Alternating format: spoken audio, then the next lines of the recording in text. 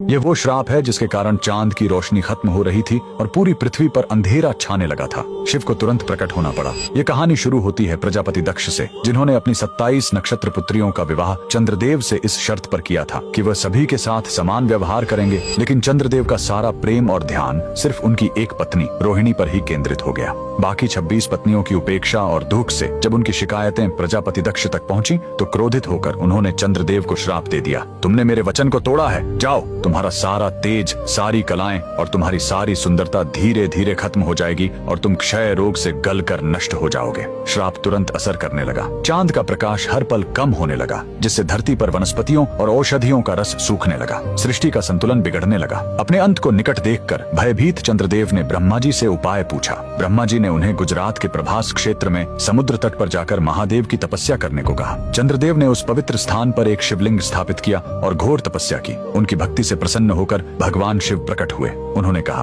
मैं दक्ष के श्राप को पूरी तरह खत्म तो नहीं कर सकता, लेकिन उसका प्रभाव कम कर सकता हूँ। शिव ने वरदान दिया, तुम कृष्ण पक्ष में 15 दिन क्षीण होगे, लेकिन शुक्ल पक्ष में 15 दिन फिर से पूर्ण हो जाओगे। उन्होंने चंद्र को अपने मस्तक पर धारण कर लिया और चंद्रशेखर कहलाए। और जिस ज्योतिर्लिंग की चंद्र ने पूजा की थी वो सोमनाथ, सोम यानी चंद्र के नाथ के नाम से प्रसिद्ध हुआ। और यही सोमनाथ मंदिर भारत का पहला ज्योतिर्लिंग आज भी गुजरात के वेरावल में उसी समुद्र तट पर शान से खड़ा है, जहाँ चंद्रदेव ने श्राप से मुक्ति पाई थी। लेकिन रुकिए, इस मंदिर का एक और रहस्य है। यहाँ मौजूद बाण स्तंभ यह बताता है कि यहाँ से लेकर दक्षिणी ध्रुव तक समुद्र के रास्ते में कोई जमीन नहीं है। भगवान शिव के भक्त कमेंट में हर हर महादेव जरूर लिखें।